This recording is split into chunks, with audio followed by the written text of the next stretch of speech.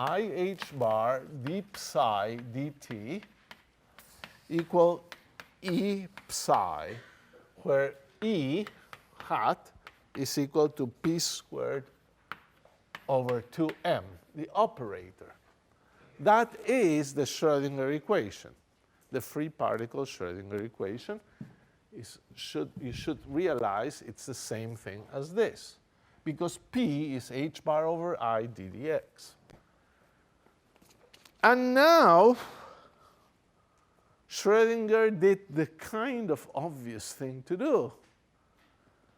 Said, well, suppose I have a particle moving in a potential V of x and t, potential. Then the total energy is kinetic energy plus potential energy. So how about if we think of the total energy operator, and here's a guess. We'll put just p squared over 2m, what we had before, that's the kinetic energy of the particle, but now add plus v of x and t, the potential. That is reasonable from your classical intuition. The total energy is the sum of them. But it's going to change the Schrodinger equation quite substantially. Now, most people, instead of calling this the energy operator, which is a good name, have decided to call this the Hamiltonian. So that's the most popular name for this thing. This is called the Hamiltonian.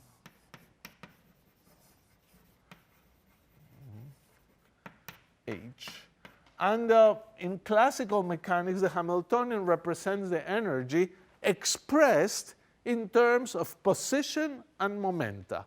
That's what the Hamiltonian is, and that's roughly what we have here. The energy is expressed in terms of momenta and position. And we're going to soon be getting to the position operator, therefore. So this is going to be the Hamiltonian, and we'll put the hat as well. So Schrodinger's inspiration is to say, well, this is going to be h hat, and I'm going to say that I h bar d psi dt is equal to h hat psi, or equivalently, I h bar ddt of psi of x and t is equal to minus h squared over 2m d second dx squared, that's the p squared over 2m, plus v of x and t, all multiplying psi. This is it. This is the Schrodinger, full Schrodinger equation. So it's a very simple departure. You see, when you discovered the Schrodinger equation for a free particle, adding the energy was not that difficult. Adding the potential energy was okay. We just have to interpret this, and maybe it sounds to you a little surprising that you multiply this by psi. But that's the only way it could be to be a linear equation. It cannot be that psi is acted by this derivative, but then you add v. It would not be a linear equation, and we've realized that the structure of the Schrodinger equation is the psi dt is equal to an energy operator times psi. The whole game of quantum mechanics is inventing energy operators and then solving these equations and see what they are.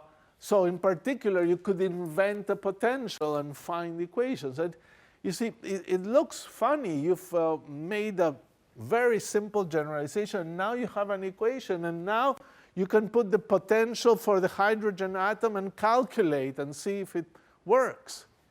And it does. So it's rather unbelievable how very simple generalizations suddenly produce an equation that has the full spectrum of the hydrogen atom. It has square wells, barrier penetration, everything, all kinds of dynamics is in that equation.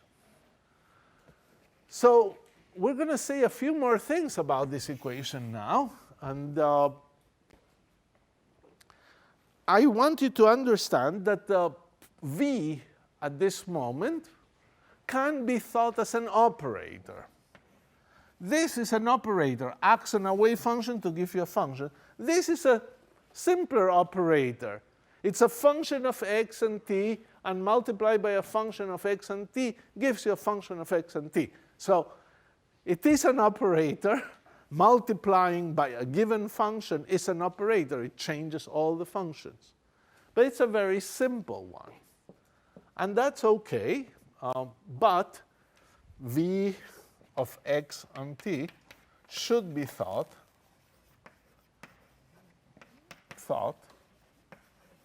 as an operator.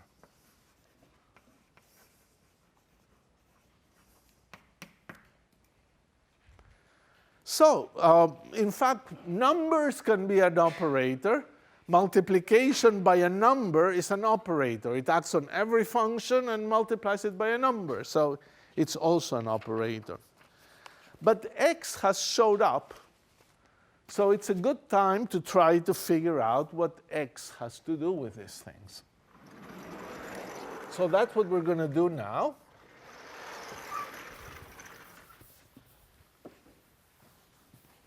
Let's see what's x have to do with things. OK, so functions of x, v of x and t multiplied by wave functions, and you think of it as an operator. So let's make this formal. Introduce an operator x hat, which acting on functions of x multiplies them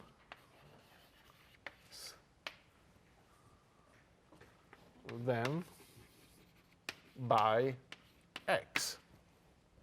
So the idea is that if you have the operator x hat acting on the function f of x, it gives you another function, which is the function x times f of x, multiplies by x.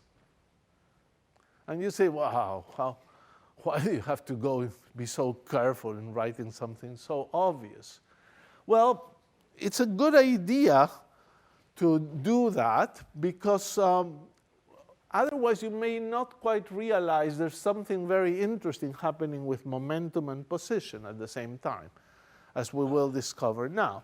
So we have already found some operators. We have operators p, x, Hamiltonian, which is p squared over 2m. And now you could put v of x hat t. You know, if here you put v of x hat, anyway, whatever x hat does is multiplied by x. So putting v of x hat here, you may want to do it, but it's optional. I think we all know what we mean by this. We're just multiplying by a function of x. Now, when you have operators, operators act on wave functions and give you things. And we mentioned that operators are associated or analogs of matrices. And there's one fundamental property of matrices. The order in which you multiply them makes a difference. So we've introduced two operators, p and x, and we could ask whether the order of multiplication matters or not. And this is the way Heisenberg was led to quantum mechanics. Schrodinger wrote a wave equation. Heisenberg looked at operators and commutation relations between them. And it's another way of thinking of quantum mechanics that we'll use.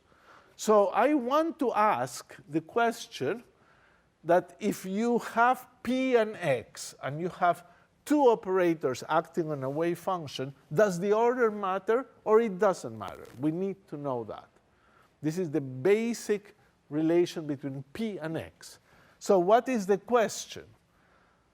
The question is, if I have X, let's do it like that, X and P acting on a wave function, phi, minus P X acting on a wave function. Do I get 0? Do I get the same result? Or not? This is our question. We need to understand these two operators and see how they are related. So this is a very good question. So let's do that computation.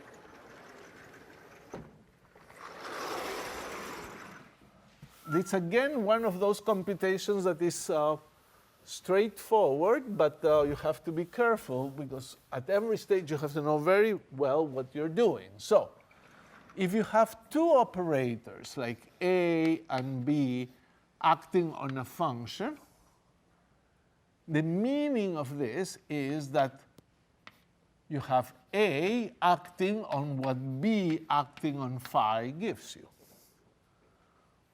That's what it means to have two things acting on. You first act with the thing on the right, you then act on the other one. So let's look at this thing, x p phi minus p x phi. So for the first one, you would have x times p hat on phi minus p hat times x on phi, phi of x and t maybe, phi of x and t. Okay, now what do we have? We have x hat acting on this, and this thing we already know what it is, h over I d dx of phi of x and t. Minus p hat, and x acting on phi is little x phi of x and t. Now this is already a function of x and t. So an x on it will multiply it by x. So this will be h over I x d dx of phi. It just multiplies it by x at this moment. Minus, here we have h bar over I d dx of x phi. And now you see that when this derivative acts on phi, you get a term that cancels this. But when it acts on x, it gives you an extra term. d dx of x is minus h over I phi. Or I h phi. So the derivative acts on x or on phi. When it acts on phi, it gives you this term. When it acts on x, it gives you the thing that is left over. So actually, let me write this in a more clear way. If you have an operator, a linear operator, A plus B acting on a function phi, that's A phi plus B phi. You have linear operators like that. And we have these things here. So this is actually equal to x hat p hat minus p hat x hat on phi.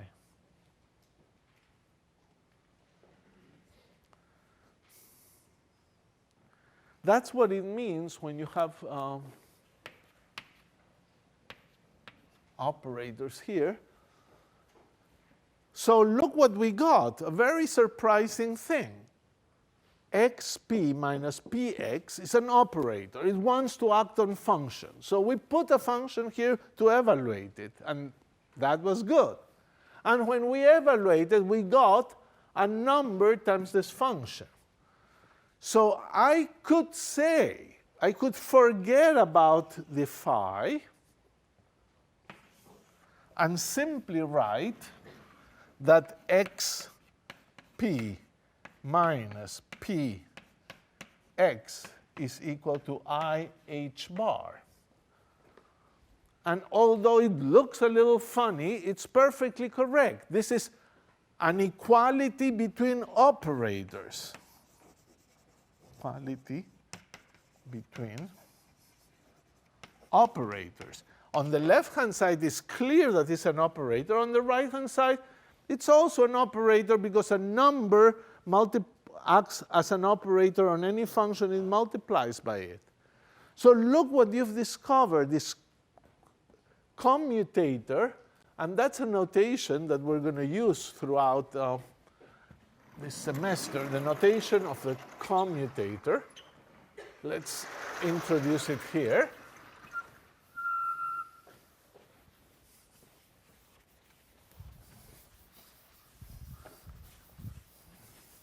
So if you have two operators, linear operators, we define the commutator to be the product in the first direction minus the product in the other direction. This is called the commutator